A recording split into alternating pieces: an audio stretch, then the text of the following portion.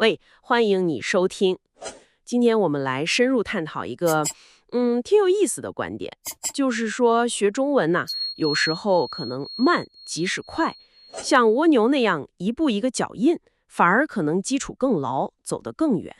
你怎么看？哎，没错，确实是这样。现在想学好中文的朋友真的越来越多了，大家都在找那种既高效又扎实的方法。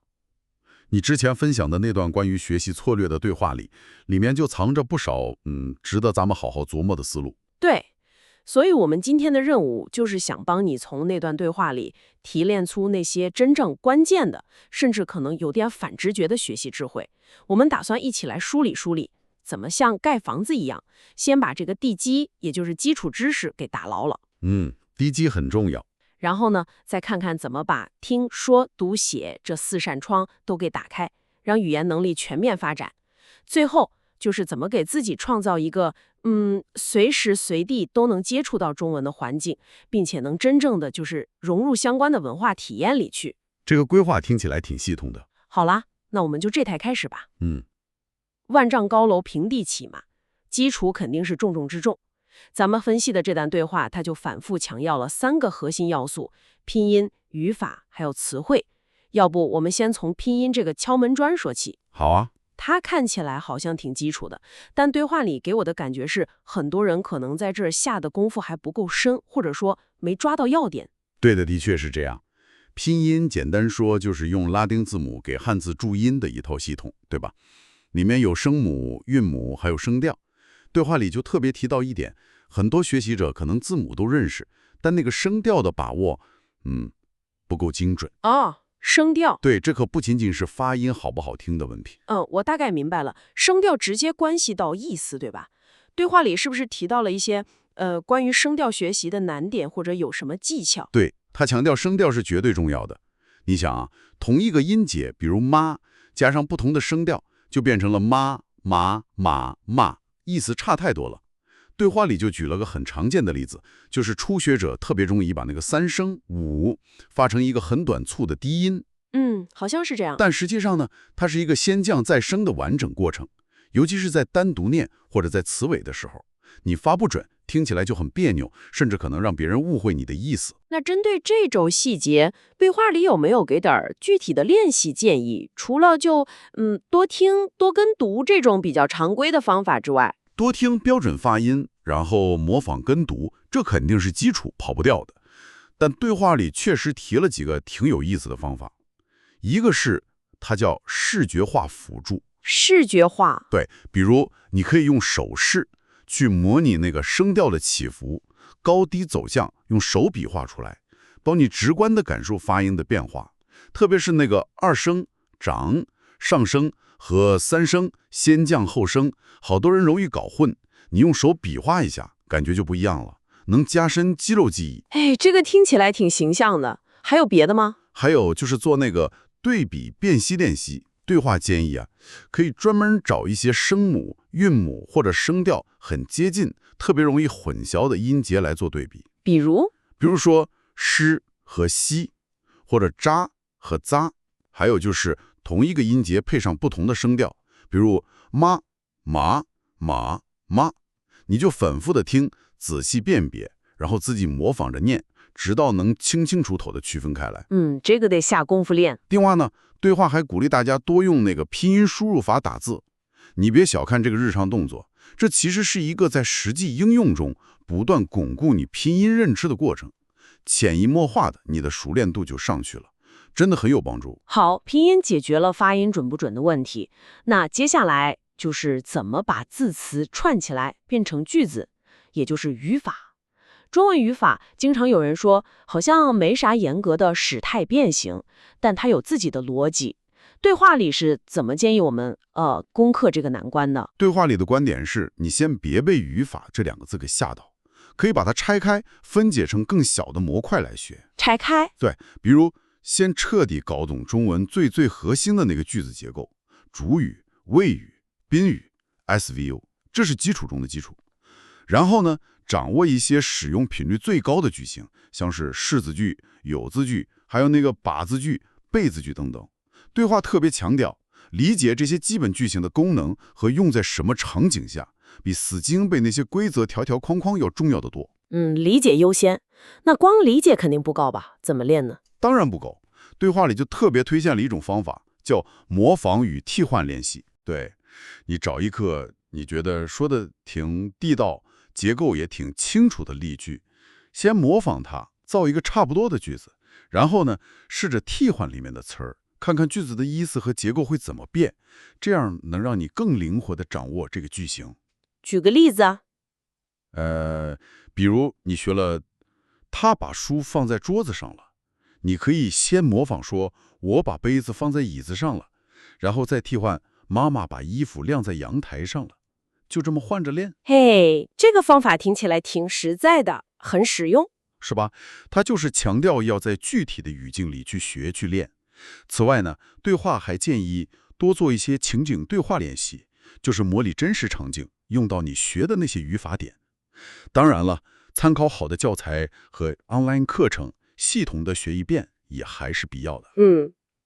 更有意思的是，对话还建议等你稍微有点基础了，可以试着去分析一些稍微复杂点的句子，比如新闻标题啊，或者短文里那种长句子，把它拆开，看看各个部分是干嘛的，甚至可以做点汉译英、英译汉的对比练习。对比练习有什么好处？这能让你更深刻地体会到中文和英文在语法表达上有什么不一样，各自的特点是什么。有道理。好，那基础的第3块基石就是词汇了。这个恐怕是很多人觉得最头疼的部分了，感觉像个无底洞，永远也填不满。对话里对于怎么高效的积累，并且关键是激活词汇，有没有什么特别的建议？词汇积累啊，确实是个持久战，急不来。对话里首先就建议别再按字母表顺序傻背单词了。那怎么背？最好是按照主题或者场景来分类记。比如你这次集中学跟天气有关的词儿，下次再学跟购物有关的。这样做的好处是词和词之间有联系，容易在你脑子里形成一个记忆网络。这个思路不错，把孤零零的词儿给串起来了。对，而且对话还强调每天不用贪多，记那么几个新词就行。关键在于滚动复习和深度加工。深度加工怎么理解？就是说，你不能光混个眼熟，你可以用闪卡、flashcards 或者手机 APP 来帮助复习，这都没问题。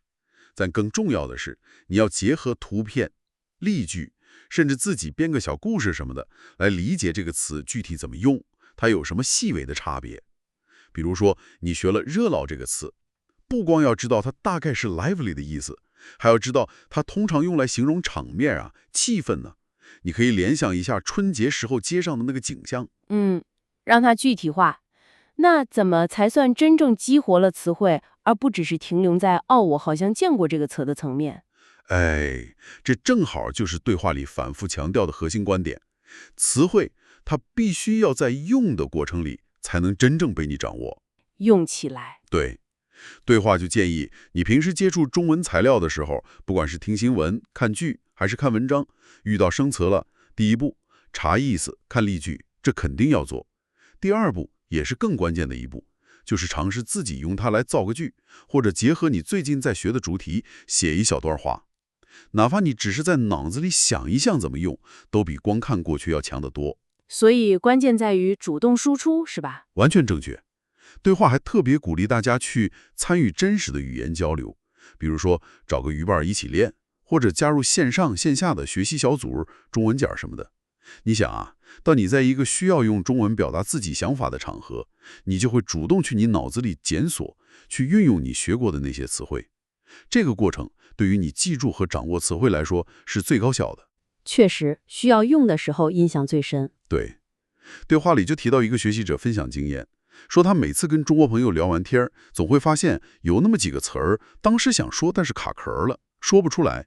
回去赶紧查清楚，下次争取用出来。慢慢的就让脱口而出了。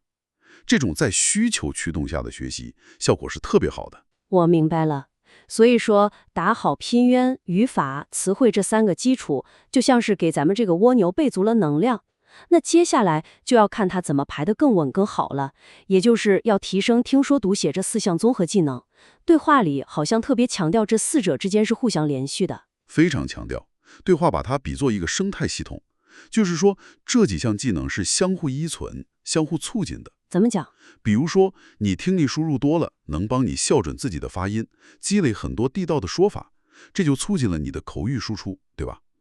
然后你口语练得多了，说得自信了，可能又会激发你去读一些相关的东西。阅读呢，又让你接触到更丰富的语言现象和文化背景，扩大词汇量，提升语感，这对你的听说写全都有好处。那写呢？而写作，它会逼着你更精确地去思考，去组织语言。这反过来又能加深你的语法、词汇的理解，也能让你的口语表达更有条理，就是一个互相促进的循环。听起来很有道理。那我们具体来看一看。先说听和说这对输入输出的组合，对话里有什么提高听力的使用策略吗？不只是简单说多听那种。对话建议啊，要把精听和泛听结合起来。精听和泛听。对，泛听呢，就是你广泛的听各种材料，比如播客呀、新闻啊、音乐啊，不用追求每个词都听懂，主要是让自己熟悉那个自然的语速、语调和节奏，培养语感。就是磨耳朵。没错。而精听呢，就更有针对性了。你选一段长度合适的材料，反复的听，争取听懂每一个词、每一句话的确切意思，甚至可以试着把它听写下来，然后跟原文对一对，看看自己哪里没听出来或者听错了。对话里提到，这种精听对于攻克一些特定的语音难点，或者理解比较复杂的句子结构特别有帮助。明白了。那口语呢？特别是对那些不在中文环境里的学习者来说，怎么创造练习机会呢？对话强调要主动出击，首先抓住一切可能的机会去开口说，哪怕只是简单的问个好或者点个餐。其次，要积极的去找语伴，或者参加线上的社区里的那种中文角语言交换活动。对话还分享了一个技巧，叫做影子跟读。影子跟读就是你放一段语速适中的音乐，然后像影子一样，尽可能同步的跟着它模仿跟读，这对你提高你的流利度和语音语调效果挺好的。另外一点就是别怕犯错，对话鼓励大家把自己说的中文录下来，自己听听，或者请老师语伴帮忙听听，找找哪些地方可以改进。确实，敢说很重要。那反过来，阅读和写作这对组合呢？对话里说他们也是互相促进的，具体体现在哪？阅读方面呢，对话建议要广泛涉猎，别只盯着课本看。新闻啊、博客啊、社交媒体上的帖子、简单的小说故事，甚至产品说明书，都可以拿来当阅读材料。来源要广。对，同样要结合精读和略读。精读是为了深入理解内容，学新词、新表达，分析句子结构；而略读呢，是为了快速抓住文章大意，或者找查某个特定信息。比如，你快速浏览新闻，找到你感兴趣的那条报道。那写作呢？感觉写作常常被看作是最难的一项技能。对话里有没有什么降低门槛的建议？有的，对话建议从微写作开始。微写作，比如说，每天用中文写1-2句话的日记，记录一下今天发生的事儿或者心情。或者针对你刚看过的文章、听过的播客，写几句简短的评论。关键是养成动笔的习惯，模仿也是个好办法。找一些写得好的范文，分析它的结构、用词，然后试着用类似的模式写你自己的东西。这个可行。对，对话还提醒大家，可以充分利用现在的技术嘛，比如 online 词典查词啊，用语法检查工具辅助校对啊。而且在这里，对话又一次强调了文化背景的重要性。很多词语怎么用才合适，怎么表达才得体，都跟文化紧密相关。比如，你怎么称呼人，怎么表达感谢或者歉意，这些都需要了解一定的文化习惯，才能用得自然恰当。这一点在阅读和写作中尤其重要。好的，我们分别讨论了听说读写，但实际上在交流的时候，它们肯定是融合在一起用的。那对话里关于怎么把这4项技能交织起来，提升综合运用能力是怎么说的？这好像是蜗牛式学习法强调扎实的关键点。对，你说到点子上了，这正是对话的核心观点之一。在整合中练习，在应用中提升。就是说，不要长时间只孤立的去练某一项技能。那具体怎么做呢？对话建议可以设计一些任务型的学习活动，这种活动需要你同时调动多种技能去完成。打个比方，你选一个你感兴趣的方题，比如说中国的移动支付发展。这个话题挺好。那你可以先去阅读几篇相关的中文文章或者报道，这就练了读。然后呢，找你的鱼伴或者学习小组，就这个话题进行讨论，分享你的看法，也听听别人的观点，这就练了听和说。最后，你可以尝试写一篇小短文，总结一下这个话题的主要信息和你自己的思考，这就练了写。这种方式听起来确实更贴近真实生活里用语言的场景。正是如此。对话就认为通过这种整合练习，你不仅能更全面地运用你学到的知识，还能更清楚地发现，我的短板到底在哪儿？怎么说？比如说，你可能发现阅读没问题，但讨论的时候，别人的某些表达你听不懂，或者你自己想说的某个词儿卡壳的说不出来，或者写作的时候发现某个句型老是用不准。这样一来，你就能进行更有针对性的强化练习了。找到薄弱环节。对，同时呢，在完成这些任务的过程中，你会自然而然地积累更多跟这个主题相关的词汇和地道的表达方式。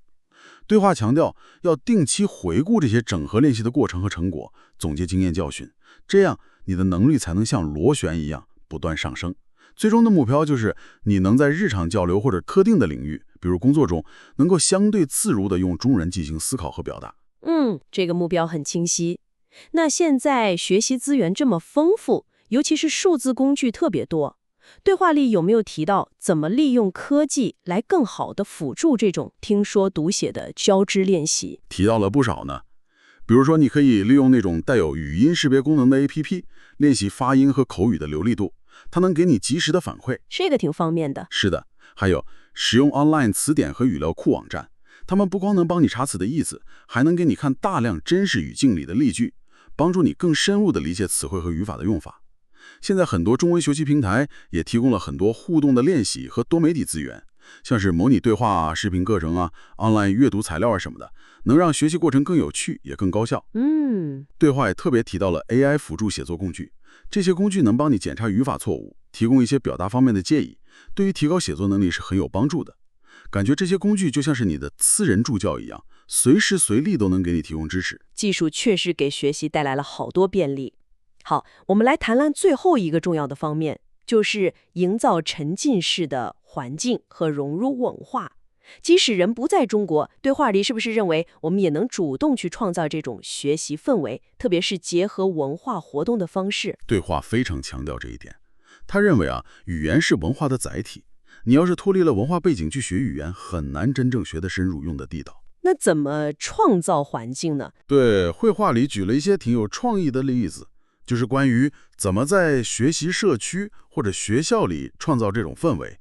比如可以组织那种中文嘉年华，或者叫汉语文化游园会。游园会？对，里面设置一些像汉字拼图猜灯谜、成语接龙、踢毽子这样的小游戏摊位，让大家在玩的过程里很自然的就接触和使用中文了，寓教于乐嘛。这个听起来很有趣，互动性应该很强。是的，还有就是组织文化体验工作坊，比如请老师来教大家写毛笔字、画国画或者剪纸，体验一下中国的茶艺什么的。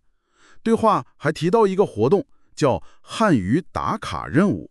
打卡任务？就是鼓励学生在校园里或者社区里用中文去完成一系列的小挑战，比如用中文问个路，或者去中国超市买点东西，然后用中文结账。还有像大家一起动手包饺子、做月饼这种活动这个好，对吧？既能体验传统习俗，又能在这种轻松真实的社交场景里练习口语，还能交到朋友。对话就认为，这种在实践中学习、在交流中体验的方式，能极大地激发你的学习兴趣，提升语言的实际运用能力。这些活动听起来确实很棒，但可能不是随时都有机会参加。那在日常生活中，或者说在课堂之外，对话有没有建议一些其他方式来帮助我们持续的沉浸在中文环境里，深入了解文化呢？对话建议要善于利用你身边的资源，比如说，你可以多关注一下当地的华人社区，或者中国文化中心组织的活动。很多时候，他们会举办庆祝传统节日，像春节啊、中秋节啊这些公共活动，你可以去参与体验一下。留意身边信息。对，也可以主动去参观一些相关的展览，比如书法展、画展或者中国历史文物展。如果条件允许的话，去当地的中餐馆，不光是吃饭，也可以留意一下免菜是怎么写的，餐厅是怎么装饰的，甚至可以尝试跟店员用中文简单交流几句。这些都是小细节。是的，对话还鼓励大家多接触当代的中国文化产品，比如看中国的电影、电视剧，你可以选带中文字幕的看嘛。这个很多人在做。还有听听流行音乐，关注一些介绍中国社会文化的社交媒体账号或者博主。这种持续的多元的文化接触，能让你对中文以及它所承载的文化有一个更立体、更动态的认识。那么我们怎么能更巧妙地把前面讨论的那些数字工具、社交互动，还有这种文化沉浸都结合起来，从而营造一个更高效也更个性化的学习氛围呢？对话在这方面有没有什么更高阶一点的建议？对，对话里确实探讨了这种融合的可能性。他认为啊，未来语言学习的一个趋势，可能就是线上线下融合，科技人文并重。怎么理解？具体来说，你可以利用科技工具来辅助文化体验，比如说通过 VR 或者 AR 技术，虚拟地游览一下中国的名胜古迹，或者体验某些传统活动的场景。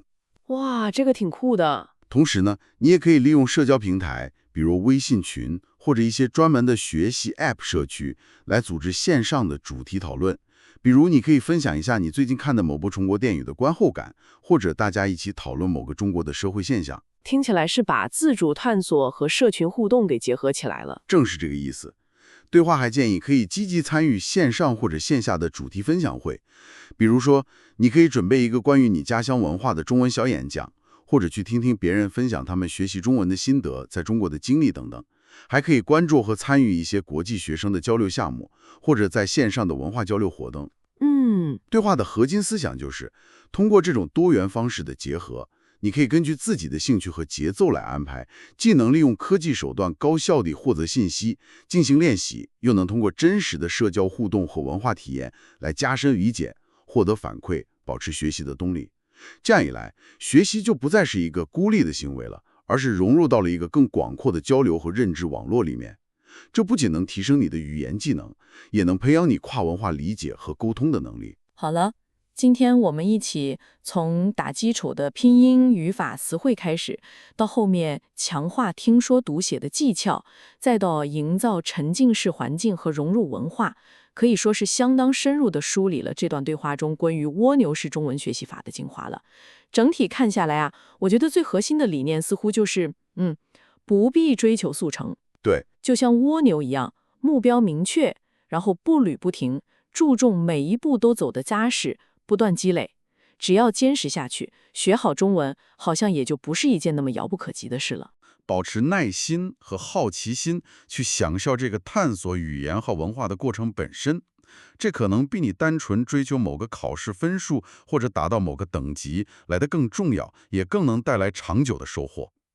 稳步前行，乐趣其实就在其中。说得真好。